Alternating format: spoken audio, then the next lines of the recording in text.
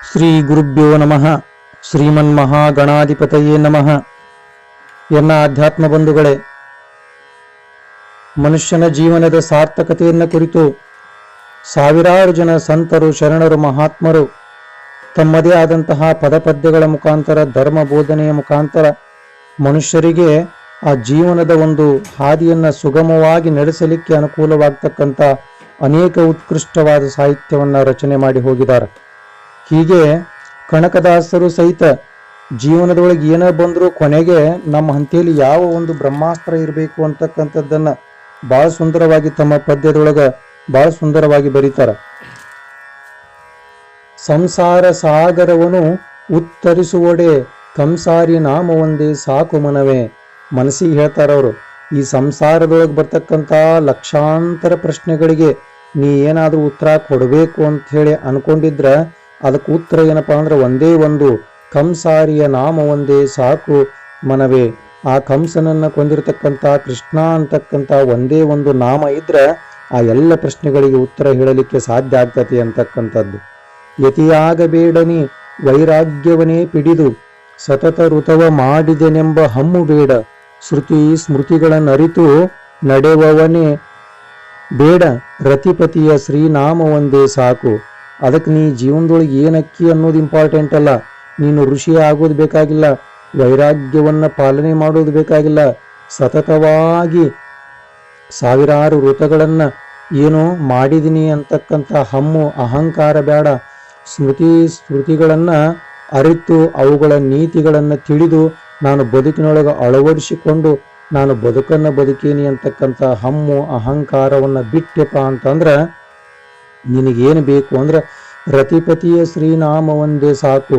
ಇವೆಲ್ಲ ಮಾಡಿದ್ದಕ್ಕಿಂತ ಹೆಚ್ಚಿನ ಪುಣ್ಯ ಎದರೊಳಗೆ ಬರ್ತತಿ ಅಂದ್ರೆ ಆ ಭಗವಂತನ ನಾಮಸ್ಮರಣೆಯೊಳಗೆ ಬರ್ತತಿ. ರತಿಪತಿಯ ಶ್ರೀನಾಮ ಒಂದೇ ಸಾಕು.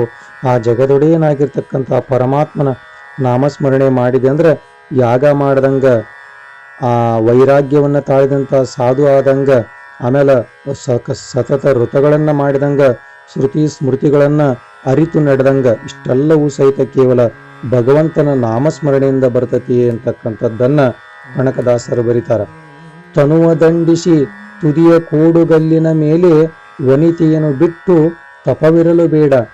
ಈ ದೇಹವನ್ನು ದಂಡನೆ ಮಾಡಿ ಬಿಸಿಲು ಗಾಳಿ ಮಳೆಗೆ ಬಗ್ಗದಂಗ ಈ ದೇಹವನ್ನು ದಂಡನೆ ಮಾಡಿ ಊರ ಮುಂದಿರ್ತಕ್ಕಂಥ ಎತ್ತರವಾದ ಗುಡ್ಡಕ್ಕೆ ಹೋಗಿ ಕೋಡುಗಲ್ಲಿನ ಮೇಲೆ, ಚೂಪಾದ ಕಲ್ಲಿನ ಮೇಲೆ, ಒಂಟುಗಾಲಿನ ಮೇಲೆ ನಿಂತು ನೀ ತಪಸ್ಸನ್ನು ಮಾಡುವುದು ಬೇಕಾಗಿಲ್ಲ. ಆ ತ್ಯಾಗವನ್ನು ಮಾಡುವುದು ಬೇಕಾಗಿಲ್ಲ. ಅಂದ್ರೆ ಹೆಂಡರು ಮಕ್ಕಳನ್ನ ಬಿಟ್ಟು ನೀನು ತಪಸ್ಸನ್ನು ಮಾಡುವಂಥದ್ದು ಸಹಿತ ಅವಶ್ಯಕತೆ ಇಲ್ಲ. ಅನುವರಿತು ನೀರೊಳಗೆ ಬಿಡದೆ ಮುಳುಗಲು ಬೇಡ. ನಮಗೆ ಬೆಳಗಿನ ಬ್ರಾಹ್ಮಿ ಮುಹೂರ್ತದೊಳಗೆ ಗಂಗಾ ನದಿ ಸ್ನಾನವನ್ನು ಮಾಡಿದ್ರೆ ಪುಣ್ಯ ದೊರೆತೈತಿ, ಭಾಗ್ಯ ಬರ್ತೈತಿ ಅಂತಕ್ಕಂಥ ದೃಷ್ಟಿಕೋನವನ್ನು ಇಟ್ಟುಕೊಂಡು ನಾವು ಬೆಳಗ್ಗೆ 3 ಗಂಟೆಕನ ಎದ್ದು ಆ ಗಂಗಾ ನದಿಯೊಳಗೆ ಸ್ನಾನವನ್ನು ನೀರೊಳಗೆ ಮುಳುಗಿ ಇಡುವಂಥದ್ದು ಸಹಿತ ಅವಶ್ಯಕತೆ ಇಲ್ಲ. ವನಜಾಕ್ಷ ನಾಮ ಒಂದೇ ಸಾಕು ಮರಳೆ. ಆ ವನಜಾಕ್ಷ ಆ ಜಗದೊಡೆಯನಾಗಿರ್ತಕ್ಕಂಥ ವಿಷ್ಣು ಪರಮಾತ್ಮನ ನಾಮ ಒಂದೇ, ಕೃಷ್ಣ ಪರಮಾತ್ಮನ ನಾಮ ಒಂದೇ ಸಾಕು. ಈ ಎಲ್ಲ ಋತುಗಳನ್ನ ಮಾಡಿದಂತಹ ಒಂದು ಪುಣ್ಯದ ಫಲ ನಿನಗೆ ಪ್ರಾಪ್ತಿಯಾಗ್ತತಿ ಅಂತಕ್ಕಂಥದ್ದು. ಆದ್ದರಿಂದ ಜೀವನದೊಳಗೆ ಏನನ್ನಾದರೂ ಮಾಡುವಂತಹ ಸಂದರ್ಭದೊಳಗೆ ಯಾವುದಾದರೂ ಒಂದು ನಮ್ಮ ಇಷ್ಟ ದೇವನ ನಾಮವನ್ನ ನಮ್ಮ ಅಂತರಂಗದ ಗುಡಿಯೊಳಗೆ ಸದಾ ಆ ಏನು ನಾಮ ಏನಾಗ್ಬೇಕಂದ್ರೆ ಸದಾ ಅದು ಏನ್ ಮಾಡ್ತಾ ಇರ್ಬೇಕಂದ್ರೆ ಜೇಂಕಾರಗೊಳ್ತಾ ಇರಬೇಕು. ನಾವು ಏನಾರ ಮಾಡ್ಲಿ ಕೆಲಸ, ನಡೆಯುವಾಗ, ಕುಂಡ್ರುವಾಗ, ಮಾತಾಡುವಾಗ, ಏನನ್ನೇ ಮಾಡುವಂತಹ ಸಂದರ್ಭದೊಳಗೂ ನಮ್ಮ ಅಂತರಂಗದ ಗರ್ಭಗುಡಿಯೊಳಗ ಆ ನಮ್ಮ ಇಷ್ಟ ದೇವನ ನಾಮಸ್ಮರಣೆ ಸದಾವಕಾಲ, ಆ ಉಸಿರು ಹೆಂಗ ಚಲಾವಣೆ ಇರ್ತತಲ್ಲ ಹಂಗ ಆ ಭಗವಂತನ ನಾಮಸ್ಮರಣೆ ನಮ್ಮ ಅಂತರಂಗದೊಳಗೆ ಸದಾವಕಾಲ ನಡೀತಾ ಇರಬೇಕು ಅಂತಕ್ಕಂಥದ್ದನ್ನ ಕನಕದಾಸರು ತಮ್ಮ ಪದ್ಯದೊಳಗೆ ಬಹಳ ಸುಂದರವಾಗಿ ಬರೀತಾರೆ. ತೀರ್ಥಯಾತ್ರೆಗೆ ನೀನು ತಿರುಗಿ ಜಂಪಿಸಿ ಕೃತಾರ್ಥನಾದೆನೆಂಬ ಹಮ್ಮು ಬೇಡ.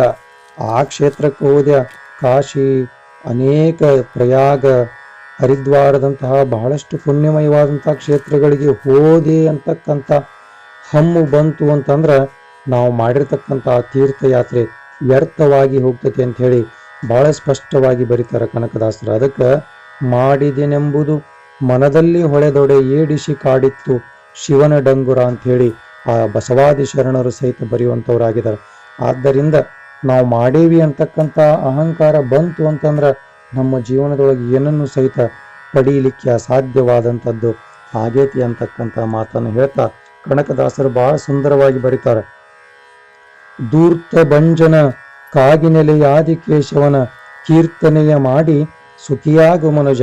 ಇಷ್ಟೆಲ್ಲ ನೀ ಪುಣ್ಯವನ್ನ ಪಡ್ಕೊಳ್ಬೇಕಂದ್ರ ಕೇವಲ ಭಗವಂತನ ನಾಮ ಸಂಕೀರ್ತನೆಯಿಂದ ಮಾತ್ರ, ಕಲಿಯುಗದೊಳಗೆ ಕೇವಲ ಭಗವಂತನ ನಾಮ ಸಂಕೀರ್ತನೆಯನ್ನ ಮಾಡುವುದರ ಮುಖಾಂತರ ಈ ಎಲ್ಲ ಬಂದಂತಹ ಕಷ್ಟಗಳನ್ನು ನಾವು ದೂರ ಮಾಡಬಹುದು ಅಂತಕ್ಕಂಥ ತ್ರಿಕಾಲ ಸತ್ಯವಾದ ನಿಯಮವನ್ನ ಕನಕದಾಸರು ತಮ್ಮ ಪದ್ಯದೊಳಗ ಬಹಳ ಸುಂದರವಾಗಿ ಬರೆದಿದ್ದಾರೆ.